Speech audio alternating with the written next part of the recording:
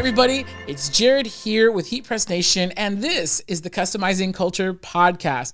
Today I'm joined by a very special guest, Nick from A&N Custom Prints. How you doing, man? I'm good. How about yourself? I'm doing pretty good. Thank you so much for coming by the way. Thank you for having me. Super long drive. That was all right. It's all right, yeah. So in case you guys don't know, Nick, your operation is based out of Bellflower, which is just down the 91 from here. And if you don't know what that means, then congratulations. You don't have to deal with California traffic. So do me a favor. Tell us a little bit about yourself for everybody who doesn't know what A&N Custom Prints is or who you are. Let them know. All right. Well, I'm Nick from A&N Custom Prints. Print shop in Bellflower out of my house. Started in about 2019. Okay. And to right now. Awesome. So let's just dive right into the origin story. Yep. So like, how did you even get started in custom prints? Was it just Googling one day? Like, how'd you come across it? No. So I also DJ. So my sister, she's a crafter, and I asked her to make me some shirts a while ago. And when she made me the shirts, I loved them. And I've always been a guy to buy graphic tees. So after she made me the shirts, I had my son. We moved out. I needed a way to make extra money. I remembered about those shirts. I asked her, teach me how to make T-shirts. I want to start selling T-shirts. She guided me through everything. Oh, that's cool. Yeah. What was her equipment set up at the time? A Cricut and Amazon heat press. Okay. Yeah. And then I know the answer to this, but hurt me a little bit. What was your first heat press? An Amazon heat press. Amazon heat I don't press. even know the brand name or nothing.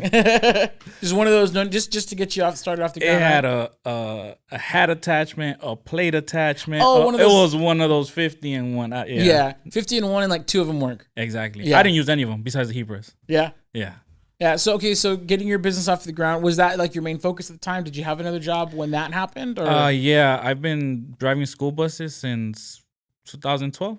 Okay. Oh, cool. Now, is that still your main hustle, and T-shirts are your side hustle? Yes. Okay. Cool. Yeah, that's funny. We had, and I know you're friends with Brando. Yeah. So really, really great guy. Can't wait to get him back on the pod. But yeah, he was mentioning that like he still has his day job, even though he's probably one of he's a lot of people's favorite T-shirt guy. Yeah. He does great for himself with T-shirts, but he still like has his day job. Is that kind of the same with you, or is your goal to go full-time T-shirts one day? No, my goal is to go full-time, but it's just hard. Dude, yes. Yeah. So let's get into that, because we were talking a little bit before camera started rolling, kind of in the same struggle. And I feel like a broken record, because I say so much on this darn podcast about oh, my business sucks, right? I'm struggling, just hanging out, whatever, right? But like, I feel like we have like a very similar kind of take on that. So you're a father. Yep. Right? And you have your family, you have your girlfriend. Yep. You have 4 kids. Four Kids. Four kids in the household. Yep. Right? So you're a full-time dad, full-time worker, and then like how do you balance all of that? I honestly have not figured that out. Okay. Yeah, I haven't figured that out. Okay, that's actually a relief. Okay. I'm not alone. I've been in this 4 years, and it's very hard to figure out. Because I watch a lot of people, like Brando. I learned everything I know from Brando, Stan, Reyes, all of them. Yeah. And it's very hard with the type of job that I have, because I drive for a living. I know some people like get home from work, spend time with your kids, sleep late, and then wake up and go back to work. I wake up at 4 a.m. to go to work. That hurts. So I can't even stay up late to work on the business. Yeah, you're probably in bed, like 8 or 9? I try, but with kids, yeah. So I'm looking at about 10, 11. Oh, man. But they don't care if you have to be up at 4. Oh, they don't care. They don't care. They don't care. Oh, man. So you're up every day at 4. What time are you usually, getting off of your 9 to 5? Or your 9 to 5, your 4 to whatever? Yeah. If there's extra work, I'll take extra work. I've gotten home at 8 p.m. There's times when I get home at 4 p.m. It just depends how much work there is. Got it. And like by extra work, was that like field trips and stuff? Yeah, field trips. Okay. The activity trips at schools. Yeah, stuff like that. Dang, that's crazy. So now with all of that, with the family, trying to make time for your girl, for your kids, like you also have your custom shop. So tell me a little bit about the custom shop. Like, what are you offering to your customers? We offer pretty much anything that we can print. We go from T-shirts to hats to coffee mugs to tumblers. But the main focus I've been trying to do is stick to business. Okay. That's my goal. Yeah, I like business to business. So for me, a lot of my B2B is like nonprofits and churches. Mm-hmm. That's kind of like where my personal network is just the biggest. And so those are the easiest deals for me to close. My favorite job, and I don't know what your favorite job, my favorite job is selling a case of mugs. Because to me, like, I'm like, okay, this is going to take me 3 hours and it's going to net me like almost $200. Like, it's just, to me, it's just, I think I'd rather do T-shirts.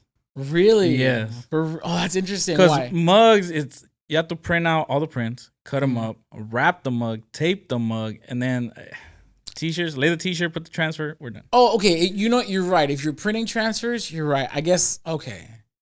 You're right, because a super color, especially if it's like a super color. Yes, exactly. Nothing's easier than that. Exactly. Okay. All right. You got me. I'm going to reconsider my favorite.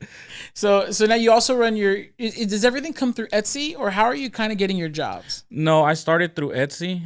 Started selling stuff on there. But Etsy, it's really hard. You got to have the perfect title, the perfect tags, the perfect description. I'm not good at that stuff. Yeah. So I have stuff on there, but after that, word of mouth. Okay, nice. I did footwork a couple of times where I went out to the local businesses, passed out flyers and stuff like that. Have you tried doing like Facebook Marketplace or OfferUp and stuff? I had 0 results. Literally 0 from that. Same. For custom work, 0 results, but for like my own designs, that's how I got caught up. Oh, which we're going to talk about in a little bit. Oh, okay. That's a great story, you guys. Stay tuned for like a couple more minutes. Yeah, but so before we go there, like, how established were you? Because I know some people watching this are literally watching this to hear the story about your experience with trademark, getting caught up with that. But first, like, so your business, how established were you before that situation occurred? I wasn't that established. I don't even think I had to register my business yet. Okay. And now to kind of contrast, now you're a lot more established on Etsy. I know you were saying like Etsy's not like your favorite thing, but I mean, you got a 5-star customer rating. Yeah. It's got to count for something. I'm sure it's not easy. No, it's not. Yeah. What would you say is the hardest part of running an Etsy business? For me, the hardest part is listing.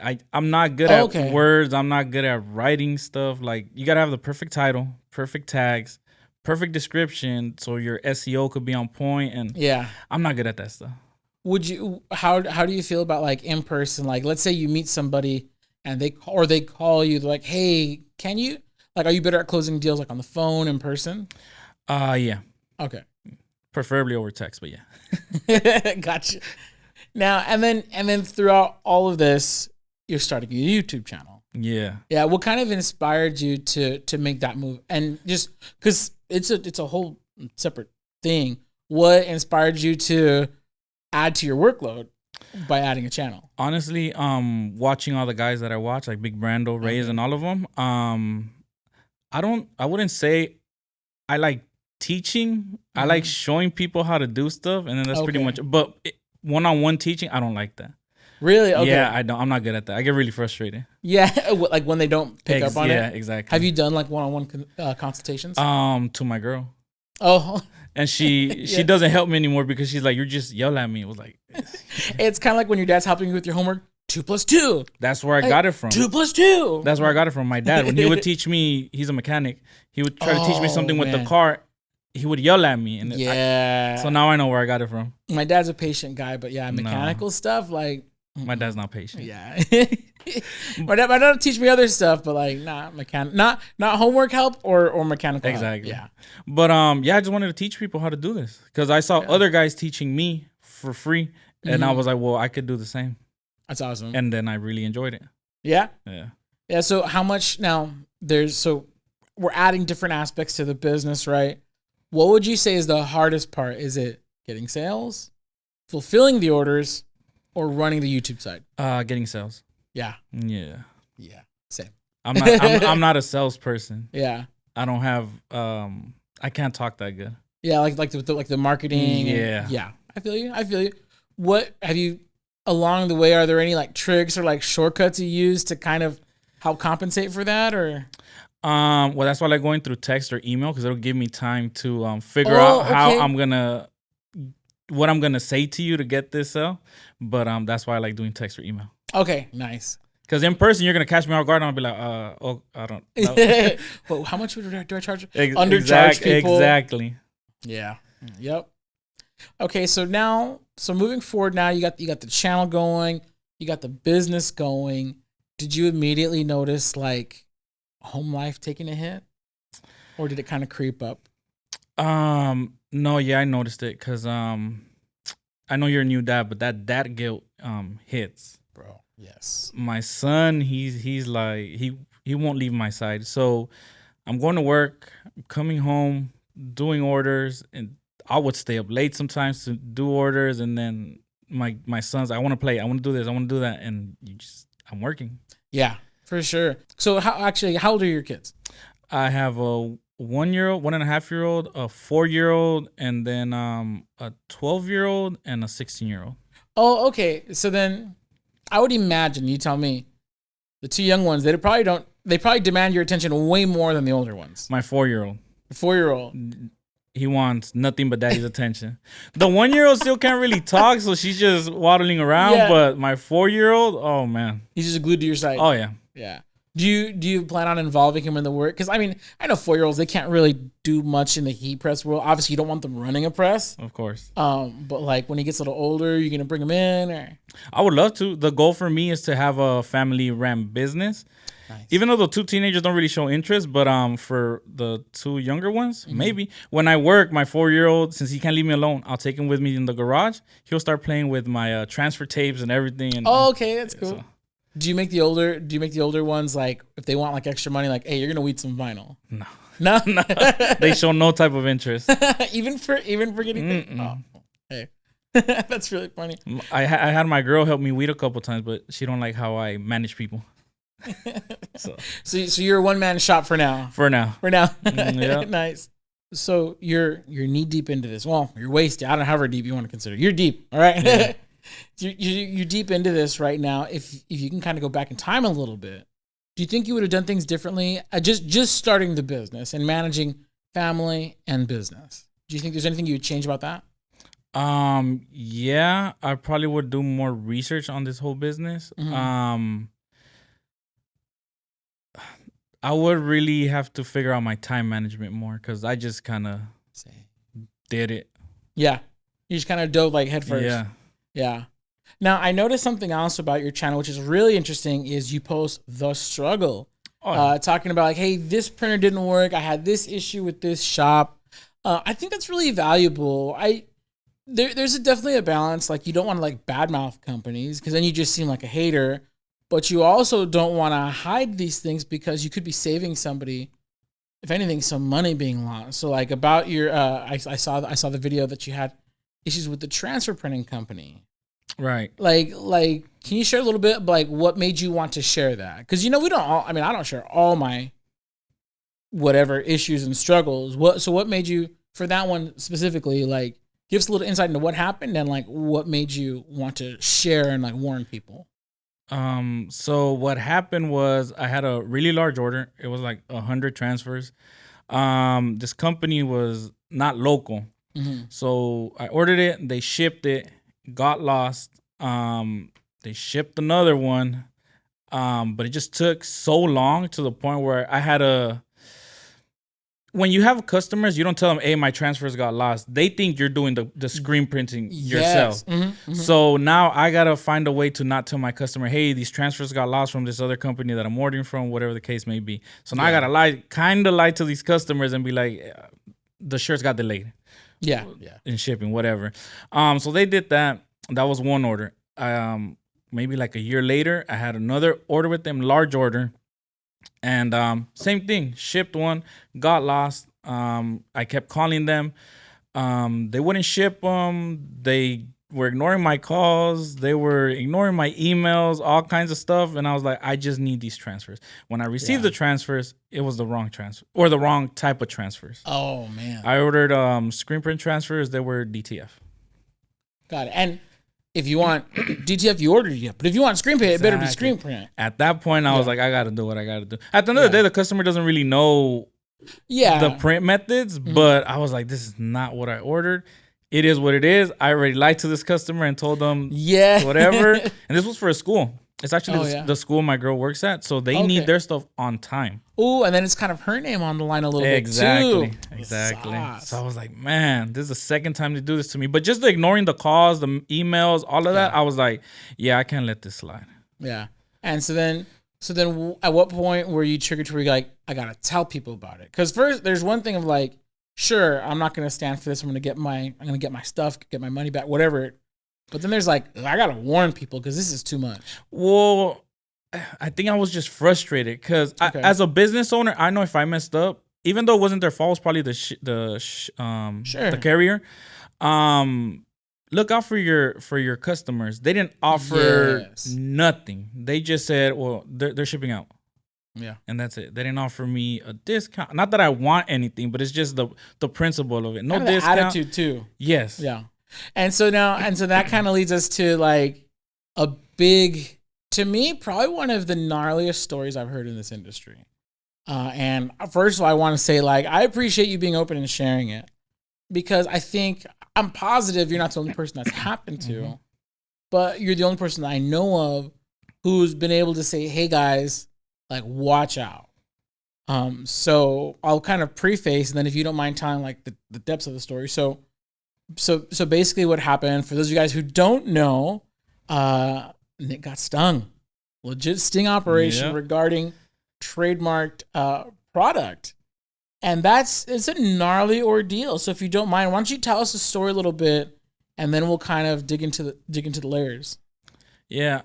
So, and it's funny that you say you haven't heard anybody go through that because I haven't heard anybody go through it to this extent. Yeah. It was a complete sting operation, like what they do to drug dealers. Right. So I'm selling T-shirts. I got a design that says Lakers. It's in your DNA, and it's a big fingerprint. At that point, I had no knowledge that a team's name is copyright or trademark. I just thought the logo is illegal. Right. So I had that up on Facebook Marketplace. This profile of a lady hits me up. They ordered a shirt. She sent her brother to pick it up. Her brother asked me, do you make group shirts? I said, of course, because they go to baseball games, whatever. He said, come and place an order with you. Couple weeks or months pass by. That same lady hits me up that her brother wants to place this large order. And so it's that design. The Lakers is in my DNA. Then she did a Rams one and then a Dodgers one. Mm-hmm. It was about 4 dozen shirts. So I said, cool. I quoted her. She said, that's fine. And then like 2 days passed by and she's like, oh, can you add the logo like right above the print? And I said, no, that's going to look ugly. How about we add it on the arm? I didn't want to do it because Dodgers logo is 2 colors. Lakers logo is about 3 colors. So I gave her a price for her to say no, but obviously it was a setup. So they said yes. Oh. So I said, it's $5 each sleeve. Yeah. She said, that's fine. Do it. Whatever. Quoted her. The day of the pickup, I'm home with my son. Mm-hmm. The brother goes to pick it up. Keep in mind, I've never had actual contact with the brother. Is this lady on Facebook. Mm-hmm. So he goes, he picks it up. I hand him the box. He's looking through the shirts and everything. Once he hands me the money, 2 undercover cops pull up to our apartment complex. Dang. I was completely lost. And I even told them, I was like, oh, look, there's undercovers. I thought they were here for the neighbors or something. Yeah. So they come up. I'm holding my son. I give him the box. And he's like, can we search you? And I was like, me? Yeah. He was like, yeah. I was like, sure. So then they start searching me. And they're like, do you know what we're doing here? I was like, no. And he was like, well, you're selling counterfeit items. Mm-hmm. And then when he told me that, I was like, this is it. Dang. I'm going to jail, or I really thought I was going. That's really scary. Also, as a timeout here, like, dude, have those guys been to Santee Alley? Exactly. You can go on Facebook right now and type in Dodger shirt, and I think that's the part, because we get it. I know, and we're gonna continue the story, but like, I know obviously you've learned. We advise like, hey, don't do that, right? Because it's possible. But it's like, man, like, it sucks when it happens when it actually happens to like a creator, like, you know, somebody in our community, you know. Yeah, it sucked because I was trying to make some money. Yeah, and especially when there's Etsy accounts with like thousands of sales. Yeah, I don't know how those dudes make it, but one of my cousins, she has an Etsy shop, sells not to snitch on her or anything, but she sells stuff like that, and I'm like, you could literally go on Etsy, you could go back on Facebook, and there's a bunch of people selling the same exact thing. Yeah, a lot of people told me somebody snitched on me. I don't know who. Some people told me that's entrapment. I don't know. Yeah, but the point is they got me. Dang. And so then what happened after that? So they come to your house. They like literally like searched you like your person. They patted me down there while I'm holding my son. They patted me down. You had bootleg shirts in your pockets or something? Yeah, I don't understand that, but I don't know. I don't know. But so that happened. How's your son, by the way, at this point? He was like 1.5 maybe. Oh, he's a little guy. Oh yeah. Oh my god. So it's just me and him. So I'm like, man, I was like, they took my phone. So I was like, can I just use my mom lives down the street. I was like, can I just call her to come pick him up? My mom gets there. She's hysterically crying. And I was like, oh man. Mi hijo? Yeah. So I was like, man, I'm going to jail. Did she think that it was for something else? No, I told her. I told her it was for sure. I don't, yeah. Well, you know, Mexican moms, they I don't know if you're Mexican. No, she told me, she's like, what happened? I was like, well, I'm the shirts. And then she just started getting hysterical and whatever. I was like, just take them. I'll see you in a bit. Yeah. And then they took them. They made me write a report, and they wanted to take everything. My heat press. They said anything you used to make these shirts, we're taking it. I had just bought another heat press for like $300. Oh man. Not HPN. I know. Stab me again. I have one now. I have one now. Okay. We're good, guys. But I had just bought a brand new heat press, and they were like, we're gonna go search your apartment. I was like, nah. And they're like, you either give us permission or we're gonna come back with a search warrant. We're gonna break down your door.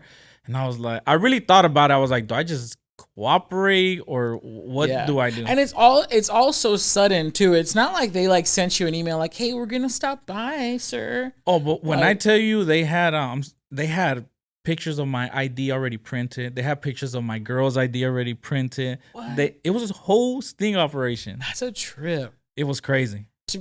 For selling t-shirts, not even drugs. I was about to say, like, man, that seems like a lot of effort for some Dodger shirts, but I don't understand it till this day. Yeah. But since I was cooperating, I went up there. Super Bowl had just passed, so I had some cutouts of like Niner stuff or whatever.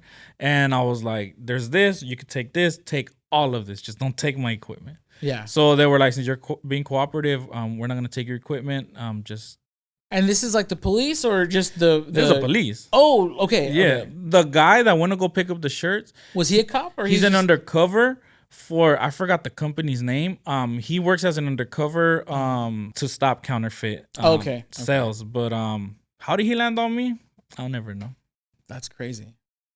Oh, so then I haven't put this out, but I did the report. They took all the paperwork. They didn't give me no paperwork. Months passed by. On one Saturday, I go out to check my mailbox. There's a warrant out for my arrest. Oh. Yeah. Wait. So well, obviously they didn't arrest you on the spot. No. They didn't arrest me. They took everything. They said, since you're being cooperative, we're going to leave your stuff here. We're going to take all of this. They took the money, and that's it. I didn't hear nothing back. They didn't leave no paperwork or nothing. Damn. So I go that Saturday to check my mailbox. I see there's a warrant out for my arrest. I said, I haven't done anything. What did I do? I called that Monday, and they're like, yeah, it's for that one case. And I was like, they didn't tell me anything. Mm-hmm. This whole time I could have gotten pulled over, and I'm done. Man, yeah. So I went to take care of it. They wanted to give me 3 years probation, 100 hours community service, and pay back a bunch of money. It's heavy. Yeah. That's LA County? Yeah. Dang, that's heavy. So I told them, nah, I'll get a lawyer or whatever. Yeah. My lawyer ended up getting me just 100 hours community service.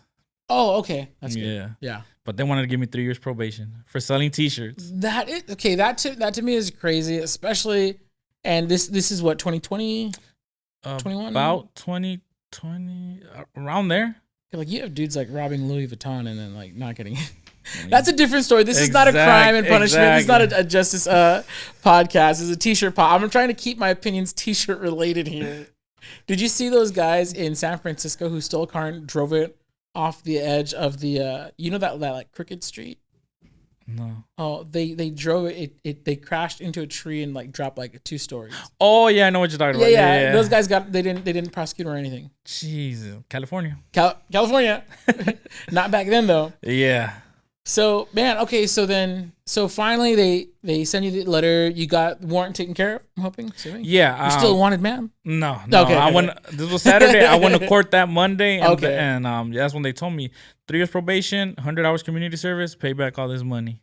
Yeah. So got a lawyer, 100 hours community service, and paid back like $3,000. Wow. So they still find you. Yeah. Wow. Which is they didn't fine me. They just want me to pay back what the shirts would be worth in retail. Oh, and of course they jacked the price up for exactly. Their calculations are magic. Yeah. Yeah. So I was like, all right, better than probation. Yeah. Yeah. I mean, geez. I'd still be on probation right now. Wow, that's crazy. Yep. And did it stay on your record? I don't know if you're comfortable sharing that. It got taken off. Oh, okay. Once I finished the 100 hours of community service, it got taken off. It was a misdemeanor. So. Oh, okay. Yeah. That's good. Well, but that's still okay. What's crazy to me about that is, let's say the judge was, let's say you got a real mean one, right? And they didn't allow you to take that off your record. That'll stay with you, dude. That could affect your future work history or. For me as a school bus driver, that affects my job. Oh man! So if they wouldn't have taken off, could you have gotten fired? Probably, yeah. Wow. Yep. That's a lot, and I'm sure there's people out there watching or listening, saying, "Man, that's a lot of trouble for some t-shirts." I would agree, but because the law, I guess, is on their side, like, what are you gonna do? It's like, yeah. So I still don't get it till this day. Yeah, how it went that deep. It definitely seems to a whole sting operation. I don't get it. I don't think I'll ever find out. But ever since that day, I said I'm not doing this again. I actually had contemplations of like, I think I'm done with this business. Okay. Because I was like, I can't do this. Like, a lot of the money, we all know, a lot of the money is in the Disney shirts. A lot of the money is in the sports shirts, tumblers. It cut my money by a lot. I stopped selling tumblers. I stopped selling all those themed shirts. Mm-hmm. Even now, when I get hit up for birthday party shirts, I think about it. Yeah, because I don't want to risk it. Yeah, even for stuff that I'm not selling, I'm super. Especially after watching that video you did with Brando, I got scared straight, dude. So like my son's birthday is a Saturday. He loves Bluey. I'm like, we're not printing. I'm not doing no Bluey stuff. Like, so like we have a banner for his background and it looks like it's like cartoony, but there's no way I'm putting Bluey on there, you know? It's just for personal use, I think you're fine because I still do it for me. I print myself stuff. So I done it. What it did was it inspired me to do a lot of research. And so basically it's like for personal use, you're probably not going to get sued. But I mean, if you catch the wrong guy, if Mr. Bluey comes by and walks by at the park while we're celebrating, you know, he could cause some trouble maybe. Yep. I don't know who owns Bluey, but like they're in Australia, so they're probably not going to catch me here in California. But the point is that like even from what I understand, and like I reached out to some people to like, hey, how legal is this? And they're like, technically, even your personal use stuff is in violation. The thing about it is if you know, it's not very likely, and obviously you see all the people on Etsy, right? Mm-hmm. Low odds of getting caught, unfortunately. There's still odds. Yeah. And then if you're just doing personal, not selling, you're an even smaller target. So the odds are even lower, but they're not zero. Right. So that was my understanding after hearing that story, and now I'm just like.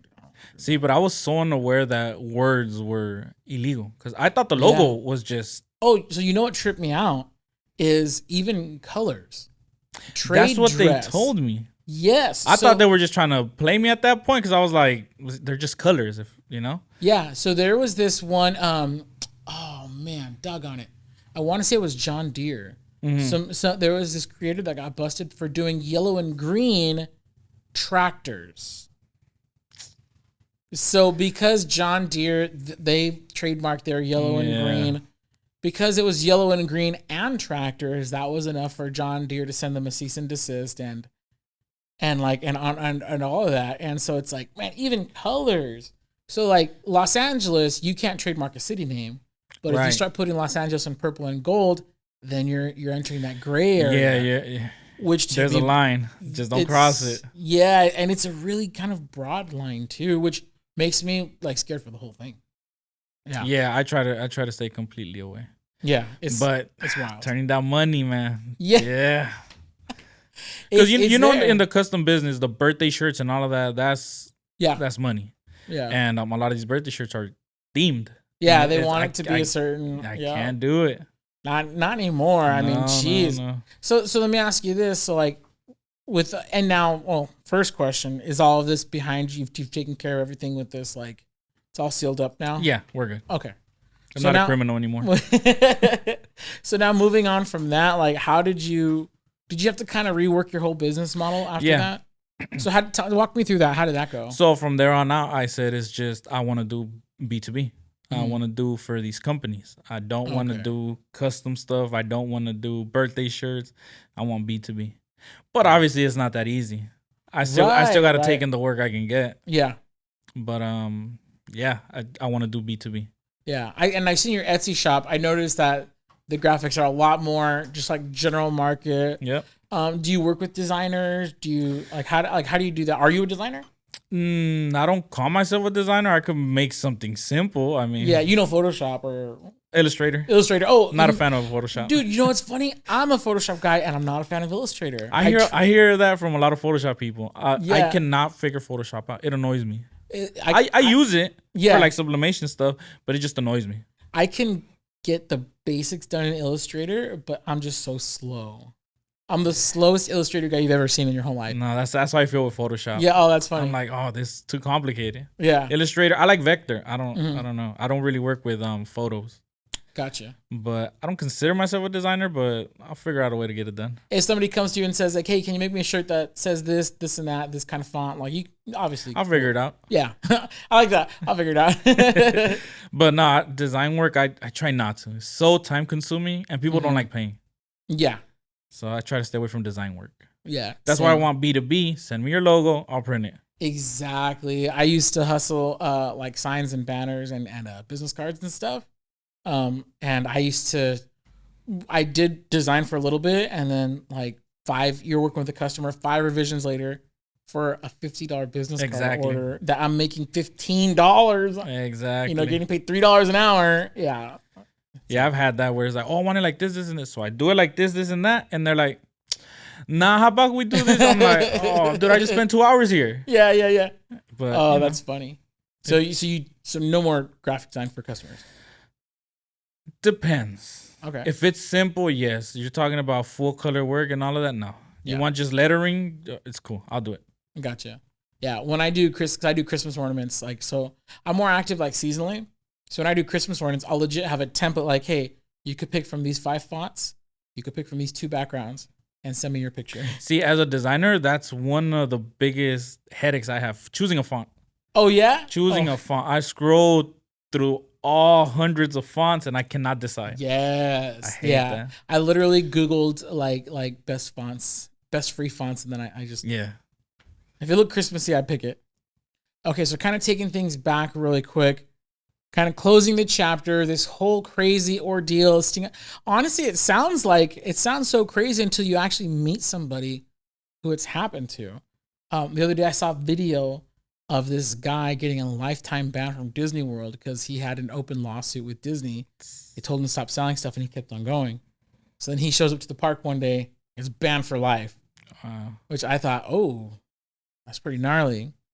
Thankfully, this whole situation is behind you now. It's in the past. Moving forward, in those early days, right? Like, so right after this crazy thing, because I imagine that could be kind of traumatic. Yep. Having a bunch of cops show up out of nowhere, searching your place, got your kid in your hand, mom's crying. Like, that sucks, dude. That sounds really traumatic. How did you find the motivation after that to stick with it? Because you said you kind of were considering like shutting it down.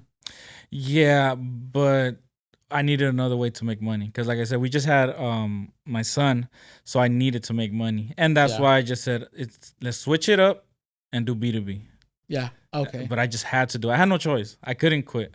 There's things once you're a dad, I think all the single cats out there, like, they don't get it. Like, once you're a dad, it's, dude, there's like a gun to your head. You gotta figure it out. You gotta figure it out. And I had already invested in equipment and everything. I'm not gonna get rid of all of this. Yeah, exactly. Like, so before I got married, I was, of course, I started working here about 7 years ago, and I bought my equipment like right after I started. So I've had my side business, printing business, for about 7 years. Right before I got married, I was like, hey, I need to up it a notch. I'm gonna start Ubering, right? Dude, that sucked. Yeah. I would 10 times would rather make t-shirts than drive for Uber. I'd rather make t-shirts than drive school buses.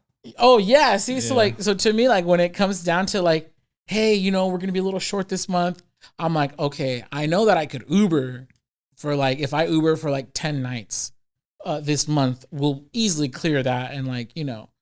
But I'm like, man, I will hate my life. Yeah. And this is no offense to any Uber drivers out there. Look, I'm not like shading you. I think different people have different tolerances for certain types of work. And I'm like, man, and I've had those months where it's like, I could Uber 3 nights. I could Uber for a week. Or I could just book a couple t-shirt jobs. And then it's like, oh, I would much rather book the t-shirt job. Have you considered other hustles besides t-shirts? Yeah, we got a dog recently. So nice. we took him to a trainer, and then I love dogs. Yeah. I used to watch The Dog Whisperer and all kinds of stuff. So I was like, what if I become a dog trainer? Yeah. I've thought of being a barber, all kinds of stuff. But Dude, have you cut hair before? Nope, never cut hair. I cut my own hair, but I'm bald, so I just shave. Dude, I cut my own hair too. But that's why I always wear hats, because it's ugly. Same. No. But yeah, I used to cut the hair for the homies, but I'm not that good. So like, I couldn't. I'd be like one of those $10 barbers. Like, hey, yeah, you get what you get. Yeah. But yeah, I for sure thought of different hustles, and every time I come back to it, I'm like, how many shirts would it have taken to make this much money?